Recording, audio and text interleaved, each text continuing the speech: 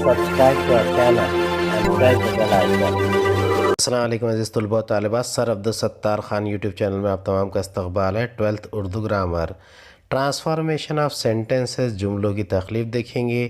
آپ کو ہمارا ویڈیو پسند آئے تو لائک کیجئے، شیئر کیجئے، ہمارے چینل کو سبسکرائب کیجئے، اس ویڈیو کو آخر تک دیکھیے۔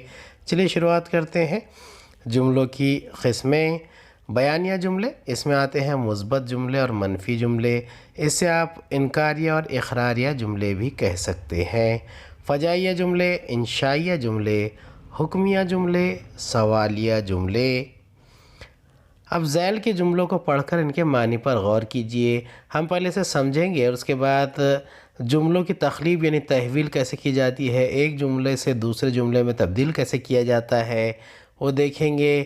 شام کے گلابی سنہرے رنگ افق پر پھیل گئے تھے۔ شام ہو گئی تھی، وہ شام کتنی خوبصورت تھی۔ ان تینوں جملوں میں دراصل ایک ہی بات کہی گئی ہے۔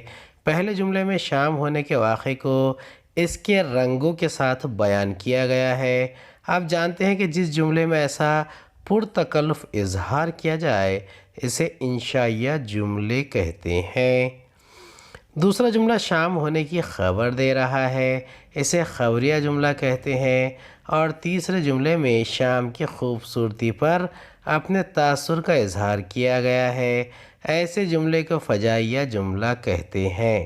یہاں بات یا واقعہ ایک ہے، شام ہونا، مگر اسے تین طرح سے کہا گیا ہے اور تینوں جملوں کے معنی ایک جیسے سمجھ میں آ رہے ہیں۔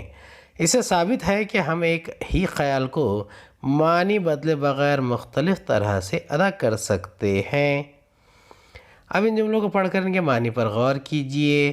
ابھی کچھ رات باقی تھی، ابھی دن نہیں نکلا تھا، میں آپ کی ہر بات ماننے کو تیار ہوں، مجھے آپ کی کسی بات سے انکار نہیں ہے۔ پہلے اور تیسرے جملے سے مثبت خیال ظاہر ہو رہا ہے، ایسے جملوں کو مثبت جملے کہتے ہیں۔ دوسرے اور چوتھے جملے میں لفظ نہیں آیا ہے، جس کی وجہ سے یہ جملے منفی جملے یا انکاریہ جملے کہلاتے ہیں، لیکن انہیں پڑھنے سے معلوم ہو رہا ہے کہ پہلے اور دوسرے دونوں جملوں میں بات ایک ہی کہی گئی ہے۔ مختلف لفظوں میں ادا کیے گئے دو یا زیادہ جملے جب معنی اور مفہوم میں ایک ہوں تو ان کی تبدیلی کو تحویل یا تخلیب کہتے ہیں۔ اس اصول کے تحت کسی بھی جملے کو معنی بدلے بغیر دوسرے جملے میں تبدیل کیا جا سکتا ہے۔ یہ عمل جملے کی تحویل یا جملے کی تخلیب کہلاتا ہے۔ اب دیکھیے یہاں پر ایک مشق کریں گے۔ ہدایت کے مطابق ذیل کے جملوں کی قسمیں بتا کر ان کی تحویل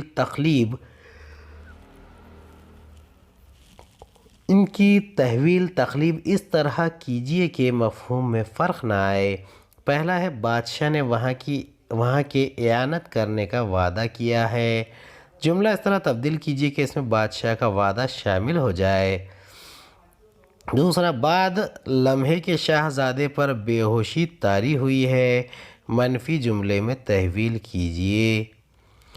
تیسرا، روتے پیٹتے خاک اڑاتے خدمت امیر میں آئے ہیں، بیانیہ جملے میں تبدیل کیجئے۔ چوتھا، شہزادے کو کسی انسان نے نہیں شہید کیا، مثبت جملے میں تخلیب کیجئے۔ پانچواں، واللہ وہ بھی کیا زمانے تھے، خبریہ جملے میں تبدیل کیجئے۔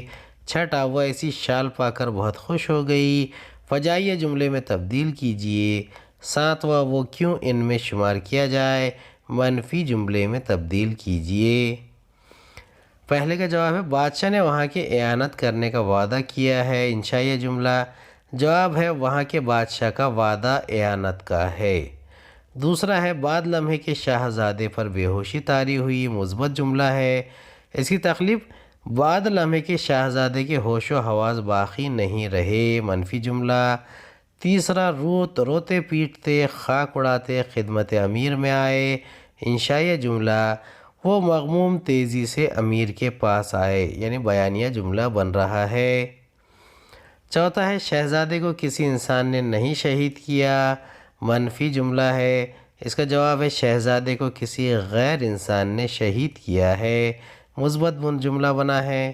پانچواں ہے واللہ وہ بھی کیا زمانے تھے، فجائیہ جملہ ہے، اس کا جواب ہے وہ زمانہ بہت خوب تھا، خبریہ جملہ۔